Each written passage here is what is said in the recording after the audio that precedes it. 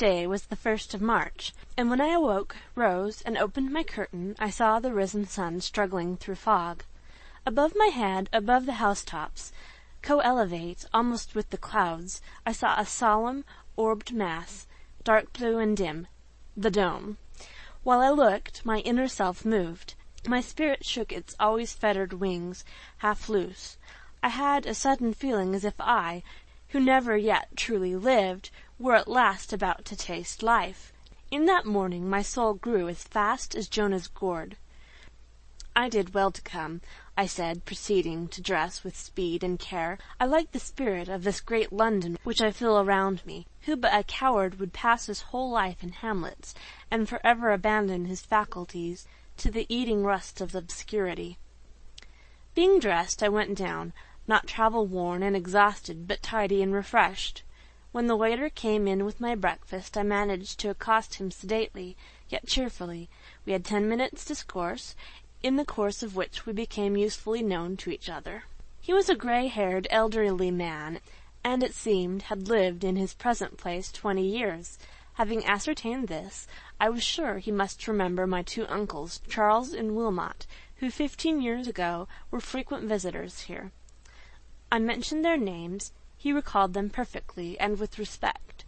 Having intimated my connection, my position in his eyes was henceforth clear, and on a right footing. He said I was like my Uncle Charles. I suppose he spoke truth, because Mrs. Barrett was accustomed to say the same thing. A ready and obliging courtesy now replaced his former uncomfortably doubtful manner. Henceforth I need no longer be at a loss for a civil answer to a sensible question. The street on which my little sitting-room window looked was narrow, perfectly quiet, and not dirty. The few passengers were just such as one sees in provincial towns. Here was nothing formidable. I felt sure I might venture out alone. Having breakfasted, out I went. Elation and pleasure were in my heart. To walk alone in London seemed of itself an adventure. Presently I found myself in Paternoster Row, classic ground this. I entered a bookseller's shop, kept by one Jones. I bought a little book, a piece of extravagance I could ill afford, but I thought I would one day give or send it to Mrs. Barrett. Mr. Jones, a dried-in man of business, stood behind his desk. He seemed one of the greatest, and I one of the happiest, beings. Prodigious was the amount of life I lived that morning.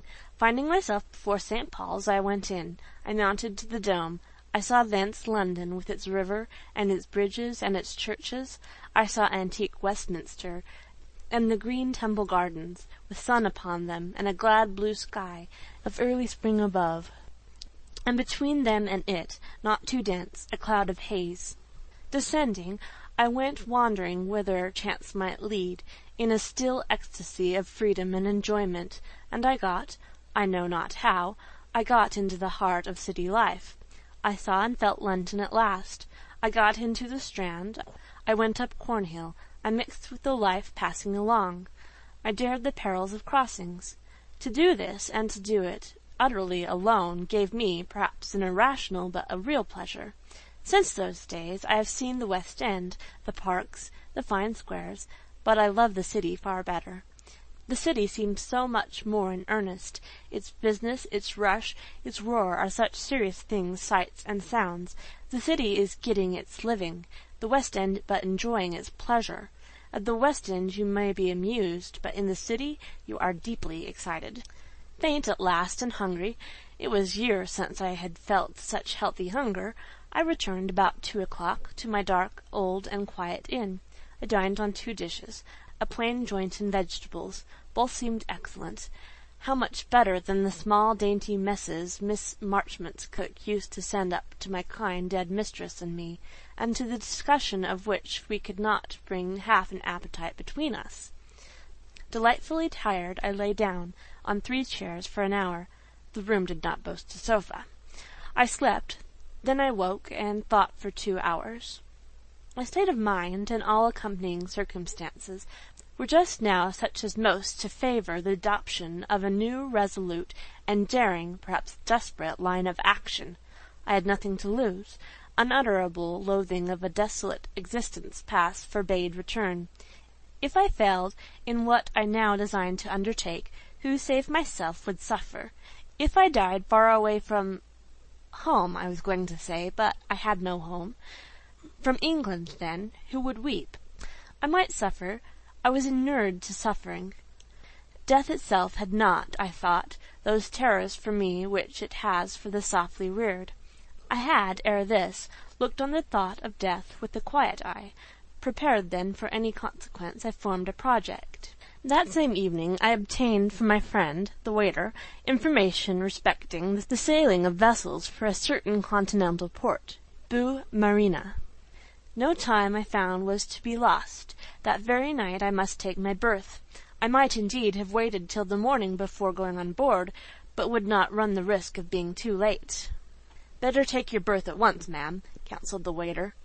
I agreed with him, and having discharged my bill, and acknowledged my friend's services at a rate which I now know was princely, and which in his eyes must have seemed absurd, and indeed, while pocketing the cash, he smiled a faint smile, which intimated his opinion of the donor's savoir-faire, he proceeded to call a coach. To the driver he also recommended me, giving at the same time an injunction about taking me, I think, to the wharf, and not leaving me to the watermen, which that functionary promised to observe, but failed in keeping his promise. On the contrary, he offered me up as an oblation, served me as a dripping roast, made me alight in the midst of a throng of watermen. This was an uncomfortable crisis. It was a dark night. The coachman instantly drove off as soon as he had got his fare. The watermen commenced a struggle for me and my trunk. Their oaths I hear at this moment. They shook my philosophy more than did the night, or the isolation, or the strangeness of the scene. One laid hands on my trunk. I looked on and waited quietly, but when another laid hands on me, I spoke up, shook off his touch, stepped at once into a boat, desired austerely that the trunk should be placed beside me, just there, which was instantly done, for the owner of the boat I had chosen became now an ally. I was rowed off. Black was the river as a torrent of ink. Lights glanced on it from the piles of buildings round. Ships rocked on its bosom. They rowed me up to several vessels. I read by lantern light their names painted in great white letters on the dark ground. The Ocean, the Phoenix, the Consort, the Dolphin were passed in turns, but the Vivid was my ship, and it seemed she lay further down. Down the sable flood we glided. I thought of the Styx, and of Charon rowing some solitary soul to the land of shades. Amidst a strange scene, with the chilly wind blowing in my face and midnight clouds dropping rain above my head, with two rude rowers for companions, whose insane oaths still tortured my ear, I asked myself if I was wretched or terrified. I was neither. Often in my life have I been far more so under comparatively safe circumstances. "How is this?" said I. "Methinks I am animated and alert, instead of being depressed and apprehensive." I could not tell how it was. The Vivid started out, white and glaring, from the black night at last. "Here you are," said the waterman, and instantly demanded 6 shillings. "You ask too much," I said. He drew off from the vessel and swore he would not embark me till I paid it. The young man, the steward, as I found afterwards, was looking over the ship's side. He grinned a smile in anticipation of the coming contest. To disappoint him, I paid the money. 3 times that afternoon I had given crowns where I should have given shillings, but I consoled myself with the reflection, "It is the price of experience." "They've cheated you," said the steward exultantly when I got on board. I answered phlegmatically that I knew it, and went below. A stout, handsome, and showy woman was in the ladies' cabin. I asked to be shown my berth. She looked hard at me, muttered something about its being unusual for passengers to come on board at that hour, and seemed disposed to be less than civil. What a face she had! So comely, so insolent, and so selfish! "Now that I am on board, I shall certainly stay here," was my answer. "I will trouble you to show me my berth." She complied, but sullenly. I took off my bonnet, arranged my things, and lay down. Some difficulties had been passed through. A sort of victory was won. My homeless, anchorless, unsupported mind had again leisure for brief repose. Till the Vivid arrived in harbour, no further action would be required of me. But then? Oh, I could not look forward. Harassed, exhausted, I lay in a half-trance. The stewardess talked all night. Not to me, but to the young steward, her son, and her very picture. He passed in and out of the cabin continually. They disputed, they quarrelled, they made it up again 20 times in the course of the night. She professed to be writing a letter home, she said to her father. She read passages of it aloud, heeding me no more than a stock. Perhaps she believed me asleep. Several of these passages appeared to comprise family secrets, and bore special reference to one Charlotte, a younger sister, who, from the bearing of the epistle, seemed to be on the brink of perpetrating a romantic and imprudent match. Loud was the protest of this elder lady against the distasteful union. The dutiful son laughed his mother's correspondence to scorn. She defended it, and raved at him. They were a strange pair. She might be 39 or 40, and was buxom and blossoming as a girl of 20. Hard, loud, vain, and vulgar, her mind and body alike seemed brazen and imperishable. I should think, from her childhood, she must have lived in public stations, and in her youth might very likely have been a barmaid. Towards the morning her discourse ran on a new theme, the Watsons, a certain expected family party of passengers, known to her, it appeared, and by her much esteemed on account of the handsome profit realized in their fees. She said it was as good as a little fortune to her whenever this family crossed. At dawn all were astir, and by sunrise the passengers came on board. Boisterous was the welcome given by the stewardess to the Watsons, and great was the bustle made in their honour. They were 4 in number, 2 males and 2 females. Besides them, there was but one other passenger, a young lady whom a gentlemanly though languid-looking man escorted. The 2 groups offered a marked contrast. The Watsons were doubtlessly rich people, for they had the confidence of conscious wealth in their bearing. The women, youthful both of them, and one perfectly handsome as far as physical beauty went, were dressed richly, gaily, and absurdly out of character for the circumstances. Their bonnets were bright flowers, their velvet cloaks and silk dresses seemed better suited for park or promenade than for a damp packet deck. The men were of low stature, plain, fat, and vulgar. The oldest, plainest, greasiest, broadest, I soon found was the husband. The bridegroom, I suppose, for she was very young, of the beautiful girl. Deep was my amazement at this discovery, and deeper still when I perceived that, instead of being desperately wretched in such a union, she was gay even to giddiness. Her laughter, I reflected, must be the mere frenzy of despair. And even while this thought was crossing my mind, as I stood leaning quiet and solitary against the ship's side, she came tripping up to me, an utter stranger, with a camp stool in her hand, and smiling a smile of which the levity puzzled and startled me, though it showed a perfect set of perfect teeth. She offered me the accommodation of this piece of furniture. I declined it, of course, with all the courtesy I could put into my manner. She danced off heedless and lightsome. She must have been good-natured, but what had made her marry that individual, who was at least as much like an oil-barrel as a man? The other lady passenger, with the gentleman companion, was quite a girl, pretty and fair. Her simple print dress, untrimmed straw bonnet, and large shawl, gracefully worn, formed a costume plain to Quakerism, yet for her becoming enough. Before the gentleman quitted her, I observed him throwing a glance of scrutiny over all the passengers, as if to ascertain in what company his charge would be left. With a most dissatisfied air did his eye turn from the ladies with the gay flowers. He looked at me, and then he spoke to his daughter, niece, or whatever she was. She also glanced in my direction, and slightly curled her short, pretty lip. It might be myself, or it might be my homely mourning habit, that elicited this mark of contempt, more likely both. A bell rang. Her father, I afterwards knew that it was her father, kissed her, and returned to land. The packet sailed.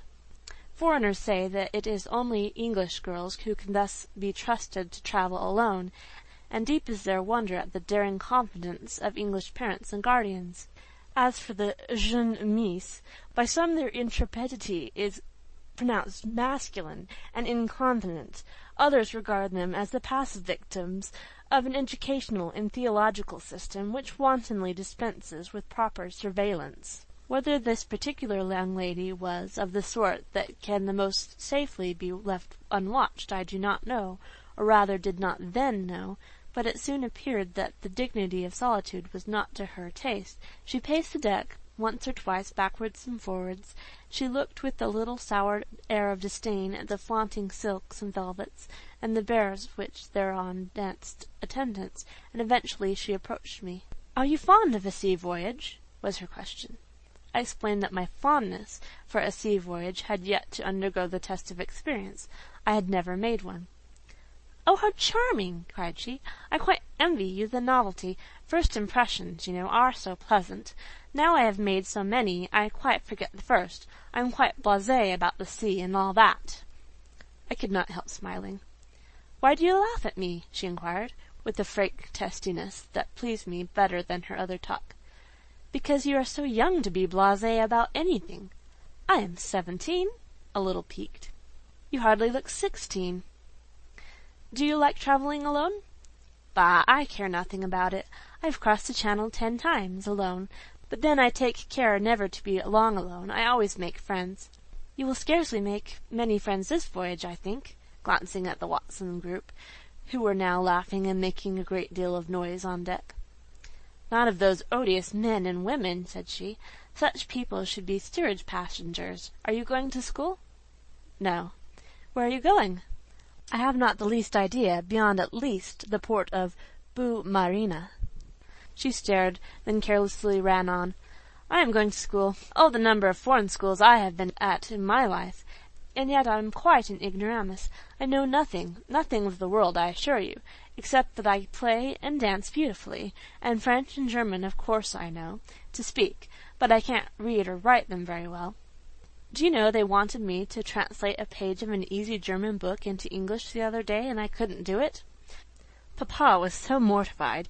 He says it looks as if Monsieur de Bassompierre, my godpapa, who pays all my school bills, had thrown away all his money.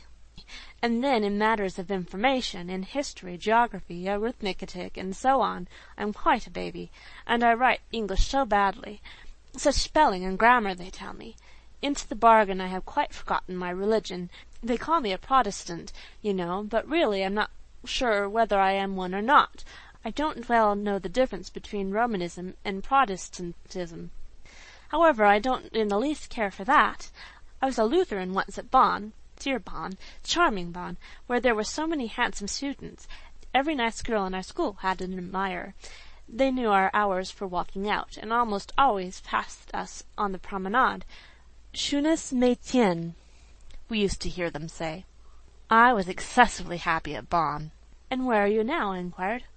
"Oh, at Chos," said she.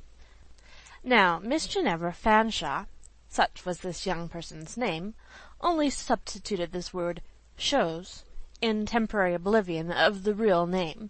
It was a habit she had. "Chose" came in every turn in her conversation, the convenient substitute for any missing word in any language she might chance at the time to be speaking. French girls often do the like. From them she caught the custom. Chose, however, I found in this instance, stood for Villette, the great capital of the great kingdom of Labassecour. "Do you like Villette?" I asked. "Pretty well. The natives, you know, are intensely stupid and vulgar, but there are some nice English families." "Are you in a school?" "Yes." "A good one?" "Oh, no, horrid, but I go out every Sunday, and I care nothing about the maîtresse, or the professeur, or the élève, and send lessons au diable. One daren't say that in English, you know, but it sounds quite right in French, and thus I get on charmingly. You are laughing at me again?" "No, I am only smiling at my own thoughts." "What are they?" Without waiting for an answer. "Now do tell me where you are going." "Where fate may lead me. My business is to earn a living where I can find it." "To earn?" in consternation. "Are you poor, then?" "As poor as Job." "Bah! How unpleasant! But I know what it is to be poor. They are poor enough at home, papa and mamma, and all of them. Papa is called Captain Fanshawe. He is an officer on half-pay, but well descended, and some of our connections are great enough. But my uncle and godpapa de Bassompierre, who lives in France, is the only one that helps us. He educates us girls. I have 5 sisters and 3 brothers. By and by we are to marry. Rather elderly gentlemen, I suppose, with cash. Papa and mamma manage that. My sister Augusta is married now to a man much older looking than papa. Augusta is very beautiful, not in my style, but dark. Her husband, Mr. Davies, had the yellow fever in India, and he is still the colour of a guinea. But then he is rich, and Augusta has her carriage and establishment, and we all think she has done perfectly well. Now this is better than earning a living, as you say. By the way, are you clever? No, not at all. You can play, sing, speak 3 or 4 languages? By no means. Still, I think you are clever. A pause and a yawn. Shall you be seasick? Shall you? Oh, immensely. As soon as ever we get in sight of the sea. I begin indeed to feel it already. I shall go below, and won't I order about that fat, odious stewardess. Rasement, je sais faire, à la mon monde. Down she went. It was not long before the other passengers followed her. Throughout the afternoon I remained on deck alone. When I recall the tranquil and even happy mood in which I passed those hours, and remember at the same time the position in which I was placed, its hazardous, some would have said its hopeless, character, I feel that, as stone walls do not a prison make, nor iron bars a cage. So peril, loneliness, an uncertain future, are not oppressive evils, so long as the frame is healthy and the faculties are employed, so long especially as liberty lends us her wings, and hope guides us by her star. I was not sick till long after we passed Margate, and deep was the pleasure I drank in with the sea breeze, divine the delight I drew from the heaving channel waves, from the sea-birds on their ridges, from the white sails on their dark distance, from the quiet yet beclouded sky overhanging all. In my reverie, methought I saw the continent of Europe, like a wide dreamland far away. Sunshine lay on it, making the long coast one line of gold, tiniest tracery of clustered town and snow-gleaming tower, of wood's deep nest, of heights serrated, of smooth pasturage and veiny stream, embossed the metal-bright prospect. For background spread a sky, solemn and dark blue, and, grand with imperial promise, soft with tints of enchantment, strode from north to south a god-bent bow, an arch of hope. Cancel the whole of that, if you please, reader, or rather let it stand and draw thence a moral, an alliterative text-hand copy. Daydreams are delusions of the demon. Becoming excessively sick, I faltered down into the cabin. Miss Fanshawe's berth chanced to be next to mine, and I am sorry to say she tormented me with an unsparing selfishness during the whole time of our mutual distress. Nothing could exceed her impatience and fretfulness. The Watsons, who were very sick too, and on whom the stewardess attended with shameless partiality, were stoics compared with her. Many a time since have I noticed in persons of Ginevra Fanshawe's light, careless temperament, and fair fragile style of beauty, an entire incapacity to endure. They seem to sour in adversity, like small beer in thunder. The man who takes such a woman for his wife ought to be prepared to guarantee her an existence all sunshine. Indignant at last with her teasing peevishness, I curtly requested her to hold her tongue. The rebuff did good, and it was observable that she liked me no worse for it. As dark night drew on, the sea roughened. Larger waves swayed strong against the vessel's side. It was strange to reflect that blackness and water were round us, and to feel the ship ploughing straight on her pathless way, despite noise, billow, and rising gale. Articles of furniture began to fall about, and it became needful to lash them to their places. The passengers grew sicker than ever. Miss Fanshawe declared with groans that she must die. "Not just yet, honey," said the stewardess. "We're just in port." Accordingly, in another quarter of an hour, a calm fell upon us all, and about midnight the voyage ended. I was sorry. Yes, I was sorry. My resting time was past. My stringent difficulties, recommenced. When I went on deck, the cold air and black scowl of the night seemed to rebuke me for my presumption in being where I was. The lights of the foreign seaport town, glimmering round the foreign harbour, met me like unnumbered threatening eyes. Friends came on board to welcome the Watsons. A whole family of friends surrounded and bore away Miss Fanshawe. But I dared not for one moment dwell on a comparison of physicians. Yet where should I go? I must go somewhere. Necessity dared not be nice. As I gave the stewardess her fee, and she seemed surprised at receiving a coin of more value than, from such a quarter, her coarse calculations had probably reckoned on, I said, "Be kind enough to direct me to some quiet, respectable inn, where I can go for the night." She not only gave me the required direction, but called a commissionaire, and bid him take charge of me, and not my trunk, for that was gone to the custom-house. I followed this man along a rudely paved street, lit now by a fitful gleam of moonlight. He brought me to the inn. I offered him 6pence, which he refused to take, supposing it not enough. I changed it for a shilling, but this also he declined, speaking rather sharply, in a language to me unknown. A waiter coming forward into the lamp-lit inn passage reminded me, in broken English, that my money was foreign money, not current here. I gave him a sovereign to change. This little matter settled, I asked for a bedroom. Supper I could not take. I was still seasick and unnerved, and trembling all over.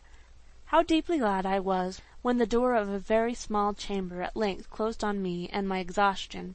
Again I might rest, though the cloud of doubt would be as thick tomorrow as ever, the necessity for exertion more urgent, the peril of destitution nearer, the conflict for existence more severe.